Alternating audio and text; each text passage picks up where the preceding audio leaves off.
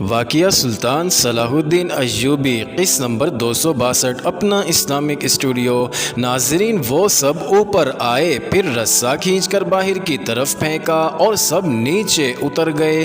عہدے دار کو قید خانے کے باہر سے ایک گیدڑ کے بولنے کی آواز سنائی دی۔ اس نے سنتری کو دوسری طرف بھیج دیا اور خود وہاں آیا جہاں رسا لٹک رہا تھا۔ وہ تیزی سے رسا اتر گیا۔ ناظرین، یہ سب اس مکان میں چلے گئے جہاں سائیکا اور باڈی گارڈ تھے۔ اپنے باپ کو دیکھ کر سائیکا کے جذبات بے قابو ہو گئے۔ جب صبح طلوع ہوئی تو موصل سے میلوں دور 4 گھوڑے جا رہے تھے۔ ایک پر خطیب سوار تھا، دوسرے پر سائیکا، تیسرے پر قید خانے کا عہدے دار اور چوتھے پر ایک اور آدمی۔ ناظرین، یہ آدمی سلطان ایوبی کے جاسوسوں میں سے تھا۔ وہ باڈی گارڈ کو پکڑ کر لانے والی پارٹی میں بھی تھا۔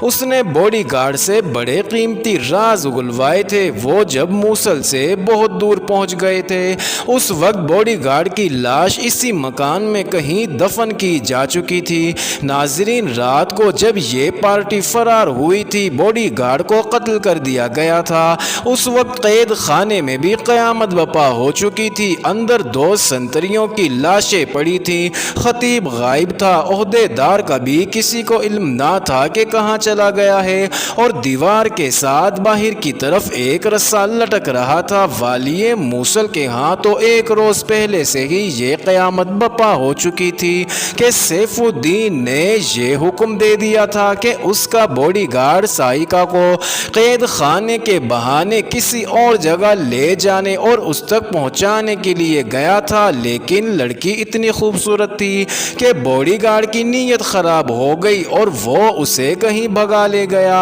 یہ تو وہ سوچ بھی نہیں سکتا تھا کہ باڈی گارڈ کو لڑکی سمیت پکڑ لیا گیا ہے۔ ناظرین، اب چلتے ہیں ہندوستانی جرنیلوں کی جانب۔ حران کے قید خانے میں سالار شمس الدین اور شاد بخت قید تھے۔ ناظرین، سلطان ایوبی نے حکم دے دیا تھا کہ انہیں وہاں سے نکالنے کا بندوبست کیا جائے، لیکن انہوں نے حران میں اپنا جو گروہ تیار کر رکھا تھا وہ پہلے ہی بندوبست کر چکا تھا۔ ان سالاروں نے فوج اور انتظامیہ کی ہر سطح پر 1-2 آدمی داخل کر رکھے تھے۔ سالاروں کے فرار میں دشواری یہ تھی کہ انہیں قید خانے کے تہہ خانے میں رکھا گیا تھا۔ وہاں سے نکالنے کے لیے کوئی خصوصی طریقہ اختیار کرنے کی ضرورت تھی۔ ناظرین، خدا نے ان کی مدد کی۔ گمشتگین کو حلب سے بلاوا آ گیا اور وہ اپنے اعلیٰ حکام، مشیروں اور محافظوں کو ساتھ لے کر روانہ ہو گیا۔ ناظرین، شمس الدین اور شاد بخت کی گرفتاری کے متعلق صرف گمشتگین کے قریبی حلقوں کو علم تھا۔ قاضی کے قتل کو بھی شہرت نہیں دی گئی تھی۔ فوج تک کو ابھی معلوم نہ تھا کہ ان کے 2 اعلیٰ کمانڈروں کو قید خانے میں ڈال دیا گیا ہے۔ ناظرین، گمشتگین کے جانے کے 1 روز بعد قید خانے کے داروغہ نے دیکھا کہ 3 گھڑ سوار گھوڑے دوڑاتے آ رہے ہیں۔ وہ گرد سے باہر آئے تو اس نے دیکھا کہ ان کے ساتھ 2 گھوڑے خالی ہیں۔ دن کا وقت تھا۔ گھوڑے قید خانے کے دروازے پر آ کر رک گئے۔ ایک سوار نے حران کی فوج کا جھنڈا بھی اٹھا رکھا تھا۔ ناظرین، یہ جھنڈا میدان جنگ میں سالار اعلیٰ کے ساتھ ہوتا تھا۔ ان سواروں میں ایک کماندار تھا اور دوسرے 2 سوار سپاہی تھے۔ وہ محافظ دستے کے معلوم ہوتے تھے۔ ناظرین، قید خانے کا داروغہ جو بڑے دروازے کی سلاخوں میں سے دیکھ رہا تھا اس کماندار کو جانتا تھا۔ وہ باہر آ گیا۔ کماندار سے پوچھا کہ وہ کیوں آئے ہیں؟ بادشاہوں کے حکم نرالے ہوتے ہیں، کماندار نے کہا۔ شراب کے نشے میں ان سالاروں کو قید میں ڈال دیا جن کے بغیر فوج ایک قدم نہیں چل سکتی۔ اب حکم ملا ہے کہ دونوں کو قید خانے سے نکالا جائے۔ آپ دونوں سالاروں کو لینے آئے ہیں؟ داروغہ نے پوچھا۔ ہاں، کماندار نے کہا، انہیں جلدی لے جانا ہے۔ آپ کے پاس قلعہ دار امیر گمشتگین کا تحریری حکم نامہ ہے؟ داروغہ نے کہا۔ وہ تو کہیں باہر چلے گئے ہیں، میں وہیں سے آیا ہوں۔ کماندار نے کہا، میں رات کو ہی آ گیا تھا، انہیں اب تحریری حکم نامہ جاری کرنے کا ہوش نہیں رہا۔ ہماری فوج حلب اور موصل کی فوجوں کے ساتھ مل کر سلطان ایوبی پر حملہ کرنے جا رہی ہے۔ اگر ہم نے وقت ضائع کر دیا تو ایوبی حملہ کر دے گا، خطرہ بڑھ گیا ہے۔ گمشتگین اسی سلسلے میں حلب گیا ہے، اسے جو خطرہ نظر آ رہا ہے اس نے اس کے ہوش ٹھکانے کر دیے ہیں۔ اسے احساس ہو گیا ہے کہ ان دو سالاروں کے بغیر وہ لڑ نہیں سکے گا۔ اس نے مجھے حلب کے راستے پر واپس دوڑا دیا کہ ان دونوں کو ان کے جھنڈے کے ساتھ پورے اعزاز سے لاؤں۔ اسی حکم کے تحت ہم ان کا جھنڈا اور گھوڑے لائے ہیں۔ ناظرین، داروغہ اسے اندر لے گیا، دونوں سپاہی بھی ساتھ چلے گئے۔ وہ تہ خانے میں گئے، سالار دو مختلف کوٹریوں میں بند تھے۔ پہلے ایک سالار کو نکالا گیا، کماندار نے اسے فوجی انداز سے سلام کر کے کہا، امیر حران گمشتگین نے آپ کی رہائی کا حکم بھیجا ہے۔ آپ کا گھوڑا اور آپ کا ذاتی محافظ ہمارے ساتھ ہے۔ آپ کے لیے حکم ہے کہ تیار ہو کر فوراً حلب پہنچے۔ معلوم ہوتا ہے شراب کا نشہ اتر گیا ہے۔ سالار نے کہا، میری حیثیت ایسی نہیں کہ آپ کی رائے کی تائید یا تردید کر سکوں۔ کماندار نے کہا، میرا کام حکم پہنچانے اور آپ کے ساتھ جانے تک محدود ہے۔ داروغہ نے ان کی باتیں غور سے سنی، اسے یقین ہو گیا کہ یہ کوئی گڑبڑ نہیں، لیکن دوسرے سالار کو نکالنے لگے تو داروغہ کو شک ہو گیا۔ ناظرین، اس سالار نے کماندار کو دیکھا تو جذبات سے مغلوب ہو کر بولا، تم آ گئے، سب ٹھیک ہے؟ اس نے داروغہ کی موجودگی کو نظر انداز کر دیا تھا۔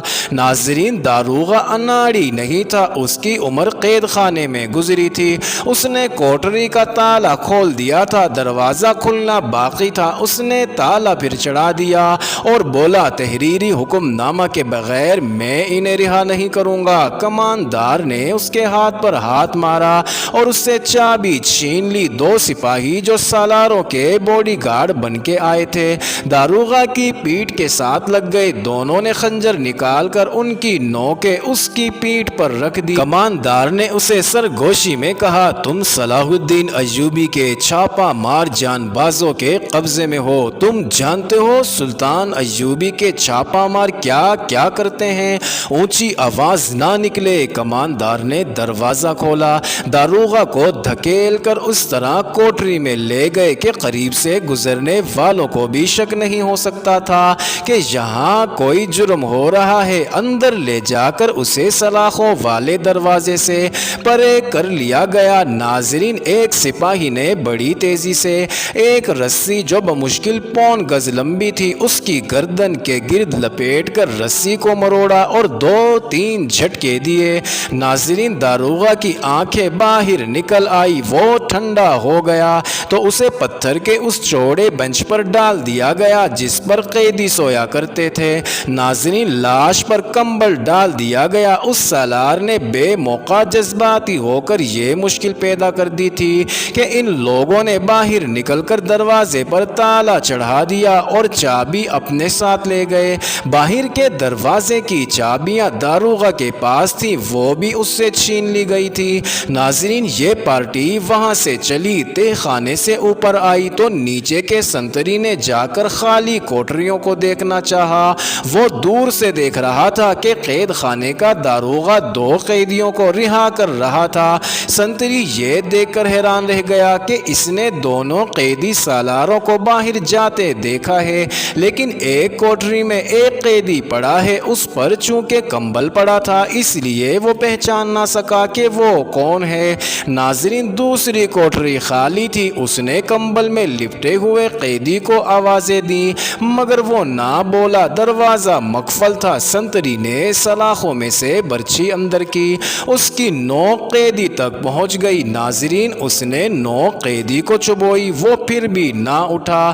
برچھی سے اس نے کمبل ہٹا کر اس کا چہرہ ننگا کر دیا۔ یہ دیکھ کر گھبرا گیا کہ وہ تو قید خانے کا داروغہ تھا۔ آنکھوں اور چہرے سے صاف پتہ چلتا تھا کہ وہ مرا ہوا ہے۔ اس نے وہیں سے چلانا شروع کر دیا، خبردار خبردار! قیدی نکل گئے۔ وہ اوپر کو دوڑ کی پکار پر نقارہ بجنے لگا، یہ الارم تھا۔ اس وقت فرار ہونے والی پارٹی بڑے دروازے پر پہنچ گئی تھی۔ سنتری دوڑا آ رہا تھا، بڑے گیٹ کی چابیاں گاڑیاں کماندار کے پاس تھیں۔ انہوں نے قدم تیز کر دیے اور اندرونی تالے کو چابی لگائی۔ سنتری نے دور سے کہا، انہیں روک لو، داروغہ کوٹری میں مرے ہوئے ہیں۔ ناظرین، نقارے کی آواز پر قید خانے کے تمام سنتری اپنی اپنی ڈیوٹی پر پہنچ گئے۔ باہر کے گارڈ دوڑے آئے، دروازہ کھول دیا گیا۔ چونکہ یہ خطرے کا الارم تھا، اس لیے باہر سے آنے والی گارڈ کی نفری ٹریننگ کے مطابق بہت تیزی سے دروازے میں داخل ہوئی۔ سب سے بڑا خطرہ یہ ہوا کرتا تھا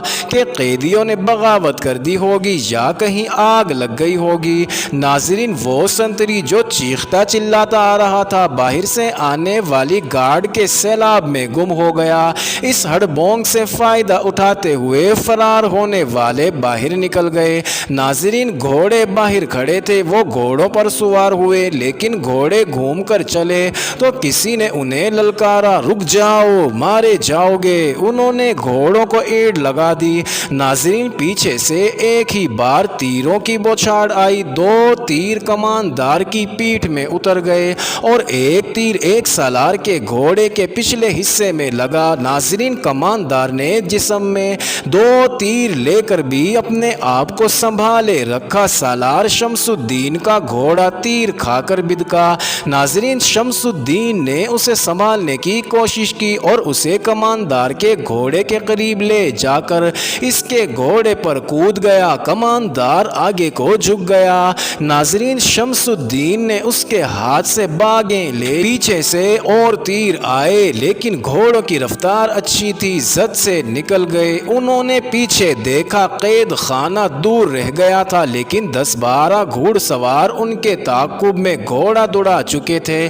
آگے علاقہ کھلا تھا، آبادی دوسری طرف تھی۔ فرار ہونے والوں نے گھوڑوں کو انتہائی رفتار پر ڈال دیا۔ ان کے پاس ہتھیاروں کی کمی تھی، دونوں سالار نہتے تھے۔ کماندار شہید ہو رہا تھا، وہ مقابلہ کرنے کی حالت میں نہیں تھا۔ آگے چٹانیں اور ٹیلے آ گئے۔ ایک سالار نے کہا، بکھر جاؤ، اکیلے اکیلے ہو جاؤ۔ وہ منجے ہوئے سوار تھے، تعاقب کرنے والے ابھی دور تھے۔ انہوں نے دیکھا کہ فرار ہونے والے ایک دوسرے سے دور دور ہو کر چٹانوں میں غائب ہو گئے ہیں۔ ناظرین، وہ سست پڑ گئے اور نکلنے والے نکل گئے۔ معزز ناظرین، یہ انٹرسٹنگ ویڈیو جاری ہے، اگلی ویڈیو قسط نمبر 263 میں دیکھنا مت بھولیے گا۔